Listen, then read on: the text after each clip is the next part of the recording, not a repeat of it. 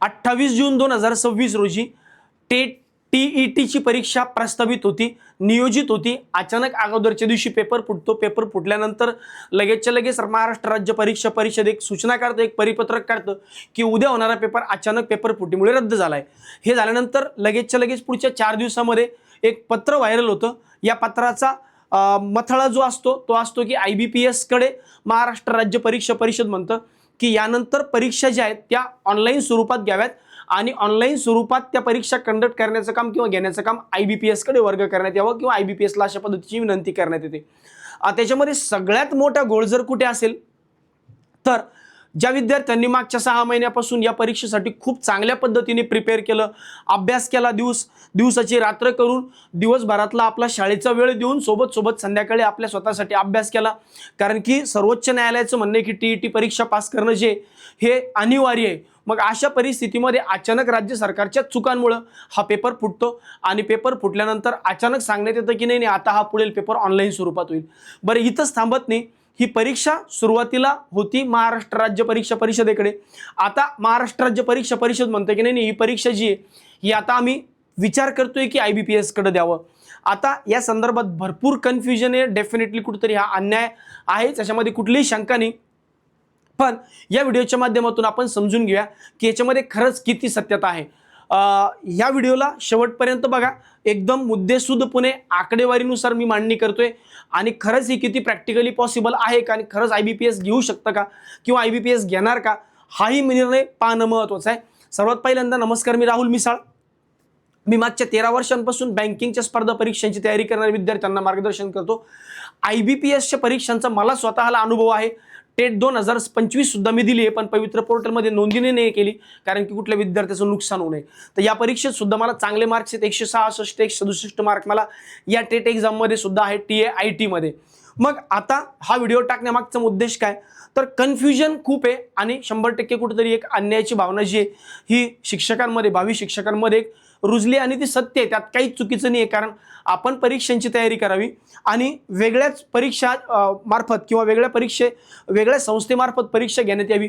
आपण परीक्षा करावी, आपण तयारी करावी. म्हणजे आपण जे इन शॉर्ट आपल्या जनरल भाषेत जर बोलायचं झालं तर आपण जी तयारी करतोय किंवा आपण जो नवस करतोय तो गणपतीकडे करतोय आणि अचानक महाराष्ट्र राज्य परीक्षा परिषद म्हणते नाही आता गणपती अवेलेबल नाहीये, आता तुम्ही काय करा, आता तुम्ही हनुमानजीकडे जायला पाहिजे कारण आज शनिवार आहे. तर हे कुठेतरी अन्यायकारक आहे, त्याच्यामध्ये कुठली शंका नाही. पण मुद्दा असा आहे की मग आता नेमकं काय होणार. बघा, सगळ्यात पहिल्यांदा माझं जे स्पष्ट मत आहे किंवा माझी जी माहिती आहे ती अशी म्हणती की ही काही पहिली वेळ नाहीये की महाराष्ट्र राज्य परीक्षा परिषदेने IBPSला ही परीक्षा घेण्यासाठी अप्रोच करण्याची. यापूर्वी सुद्धा महाराष्ट्र राज्य परीक्षा परिषदेने TETची परीक्षा घेण्यासाठी किंवा इतर संलग्नित परीक्षा घेण्यासाठी IBPS कडे यापूर्वी सुद्धा अप्रोच केलं होतं.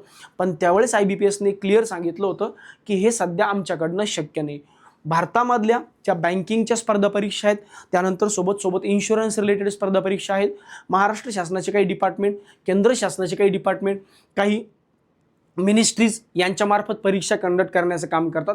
त्यामुळं IBPS कडे ऑलरेडी लोड खूप जास्त आहे.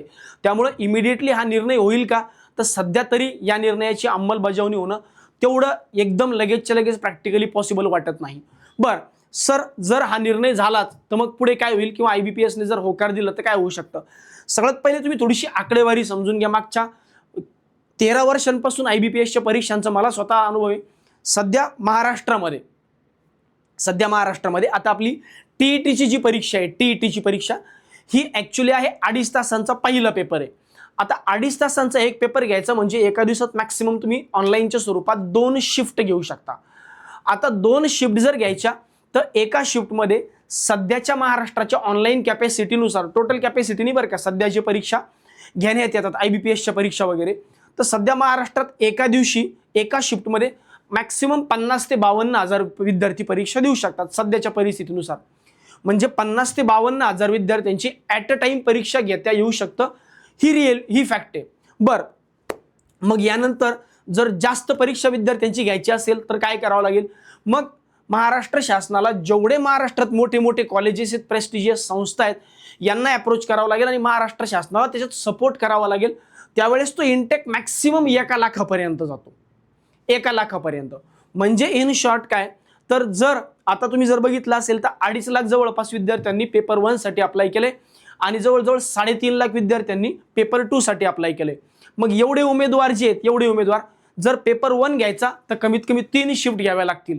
कमीत कमी 3 शिफ्ट कधी, जेव्हा महाराष्ट्र शासनाने पूर्ण सपोर्ट केला तर. त्याच्यामध्ये पण गोंधळ असा आहे की कॉलेजेस लेवलचे जर सेंटर दिले तर यांना परीक्षा घेण्याचा अनुभव नसतो किंवा यांना हा अंदाजच नाही की नेमकी परीक्षा कशी सुरू करावी, काय सुरू करावी. मग अशा परिस्थितीमध्ये जर यांचा विचार केला, पूर्ण इफिशियन्सीने जर काम केलं, पूर्ण सेटअप जर वापरला महाराष्ट्र शासनाने, तर कमीत कमी 3 शिफ्ट घ्याव्या लागतील पेपर 1 साठी आणि 4 शिफ्ट पेपर 2 साठी. पण जर महाराष्ट्र शासनाने याच्यात सपोर्ट नाही केला, कारण सपोर्ट करणं तेवढं प्रॅक्टिकली पॉसिबल नाही आहे, कारण अशा परिस्थितीमध्ये पुन्हा गोंधळ उडू शकतो की कुठेतरी पेपर लवकर डाउनलोड झाला किंवा उशिरा सुरू झाला, कुठेतरी लवकर सुरू झाला, कुणाच तरी मध्ये सेंटरच बंद पडलं, टेक्निकल प्रॉब्लेम्स खूप मोठे असू शकतात. मग त्या केसमध्ये सध्याची जी इफिशियन्सी आहे किंवा कॅपॅसिटी आहे, जिथं स्मूथली सिस्टीम रन होती, ती आहे 52,000ची किंवा 50 ते 52,000ची.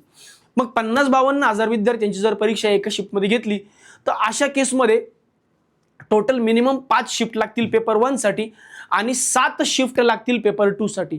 म्हणजे टोटल 12 शिफ्टमध्ये परीक्षा घ्यावी लागेल आणि एका दिवशी मॅक्सिमम 2 शिफ्ट घेऊ शकतो, कारण 2.5 तासांचा पेपर आहे. मग अशा केसमध्ये कमीत कमी परीक्षा चालेल 6 दिवस. हे 6 दिवस परीक्षा चालण्यासाठी एका पेपरला 150 प्रश्न, एका पेपरला 150 प्रश्न म्हणजे 5 शिफ्टमध्ये परीक्षा घ्यायची तर 150 गुणिले 5 म्हणजे 750 वेगवेगळे क्वेश्चन्स काढायचे, म्हणजे क्वेश्चन बँक पण तयार करायची. म्हणजे हे एवढं दिसतं तेवढं सोपं काम नाही. जे काम कंपॅरेटिव्हली जिकरीचं आहे आणि त्यातला पेपर फुटला त्यामुळे जबाबदारीचं पण आहे. त्यामुळे इमिडिएटली ही परीक्षा IBPS कडे जाईल का किंवा IBPS हा प्रस्ताव लगेचच्या लगेच ऍक्सेप्ट करेल का, तर सध्या तरी वरचेवर हा प्रस्ताव लगेचच्या लगेच IBPS ऍक्सेप्ट करेल असं दिसत नाही. पण सध्या जी परिस्थिती सध्या राज्यावर उद्भवली आहे आणि हा एक प्रेस्टिजचा प्रश्न आलाय किंवा विश्वासार्हतेचा प्रश्न आलाय राज्य सरकारचा सुद्धा. मग अशा परिस्थितीमध्ये हा जो निर्णय राज्य सरकार IBPS कडे थोडं लादल्यासारखं करू शकतं किंवा फोर्सफुली म्हणू शकतं की याच्यामध्ये तुम्ही प्रयत्न करा किंवा आमच्यासाठी ही गोष्ट करा. आणि अशा केसमध्ये जर ही गोष्ट IBPS ने ऍक्सेप्ट केली तर मग काय होऊ शकतं, तर मग IBPSच्या पद्धतीने परीक्षा घेऊ शकतं. पण त्यासाठी पेपर पॅटर्न, क्वेश्चनचा जो पॅटर्न आहे हा 100% जशाच तसाच राहील. तो पेपर पॅटर्न बदलणार नाही, अभ्यासक्रम बदलणार नाही, म्हणजे परीक्षेचा सिलेबस पण बदलणार नाही, परीक्षेचं स्वरूप पण बदलणार नाही. त्यामुळे त्याच्यात घाबरण्यासारखं असं काहीच नाहीये. पण मला चांगलं आठवतं एक मागच्या 6-7 वर्षापूर्वीचा एक महाराष्ट्र शासनाचा नियम आला होता. रोडवर ऍक्सिडेंट खूप व्हायचे, लोक मद्यधुंद अवस्थेत गाडी चालवायची आणि ऍक्सिडेंट खूप व्हायचे. महाराष्ट्र शासनाने एक नियम काढला की जे बियर बार आहेत हे रोडवर नसावेत, हे रोडच्या मध्ये 500 मीटर 200 मीटर अंतरावर असावेत. आता त्यावेळेस काय झालं की त्यावेळेस लोकांनी काय केलं, ज्यांचे बार होते लगेच स्वतःची जागा नसेल तर दुसऱ्याची जागा घेतली, बिल्डिंग्स बांधल्या, कुटाने केले, दुनियादारी केली आणि आपले बियर बार पाठीमागे घेऊन गेले, कारण आपली मान्यता रद्द होईल. पण त्यानंतर पुढच्या काही 5-6 महिन्यांमध्ये पुन्हा निर्णय आला की असा निर्णय रद्द करण्यात येतोय आणि तुम्ही रोडवर पण चालू शकता. मग अशा वेळेस त्या मोठ्या इन्व्हेस्टमेंट ज्या आहेत त्या लोकांच्या वाया गेल्या. हे उदाहरण देण्यामागचं रिझन असे व्हावी शिक्षकांनो की लगेचच्या लगेच गडबडून जाऊन कुठलाही निर्णय घेऊ नका. लगेचच्या लगेच कोणता वेगळा पॅटर्नने अभ्यास करण्याची गरज नाहीये. तुमचा जो अभ्यास आहे तो त्या पद्धतीने चालू ठेवा. निर्णय जर IBPS कडे गेला तरी पण अभ्यासक्रमात बदल होणार नाही आणि निर्णय जर परत त्यांच्याकडेच म्हणजे महाराष्ट्र राज्य परीक्षा परिषदेकडेच राहिला तरी अभ्यासक्रमात बदल होणार नाही, परीक्षा पातळीत पण बदल होणार नाही. थोडासा पेपर पॅटर्न म्हणजेच कसं क्वेश्चन विचारण्याची पद्धत बदलू शकते जर IBPS कडे गेला तर. त्या संदर्भात वेगवेगळे व्हिडिओज जे आहेत हे आपण या यूट्यूब चॅनलवर डेफिनेटली टाकूया. त्यासाठी तुम्ही काय करा, फक्त यूट्यूब चॅनलला सबस्क्राईब करून ठेवा आणि ही ऑथेंटिक माहिती जास्तीत जास्त लोकांना पोचवा. सध्या कसं आहे मार्केटमध्ये घाबरून देऊन मग तुमच्याकडून वेगवेगळ्या असा अभ्यास करा तसा अभ्यास करा असे निर्णय वेगवेगळ्या लोकांच्या माध्यमातून होऊ शकतात.